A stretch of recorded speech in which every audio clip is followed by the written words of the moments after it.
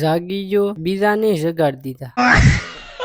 પછી કીનુએ મને ખાવાનું દીધું, કીનુએ ખાવા આપ્યું, એનું ઇનામ માંગી લીધું।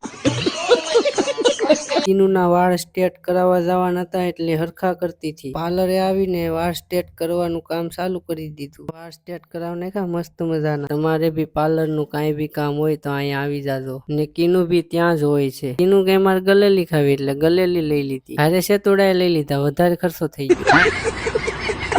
ઘરે પોગી ગયો, ગલેલી ઘરે લાવ્યા ભેગી જ ઉપાડ લીધી, પોરોય નો ખાવા દીધો।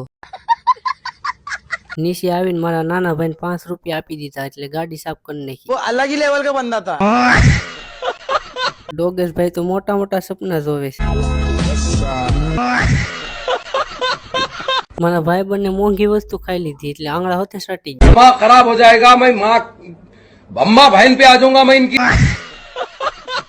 ઘરે આવી ગયો, ભાણકી હાટુ કોણ લાવ્યો હતો, ઈ કોણ ને ખાય છે કે કોણ એને ખાય છે કઈ ખબર ન પડી। નાઈને તૈયાર થઈ ગયો, ખાવા બેઠી ગયા। ભાણકી કહી દીધું નીકળો અહીંથી, પાછા આવતા નહીં અહીંયા।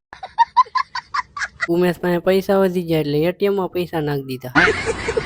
ઓફિસે આવી જાય ને કામ કરવા માંડ્યા। હવે ફોલો કરતા જજો નકર મારો મગજ વયો જાહે। લાઈક હોતે કરી દેજો નકર આવા બ્લોગ બીજી વાર નહીં બનાવું।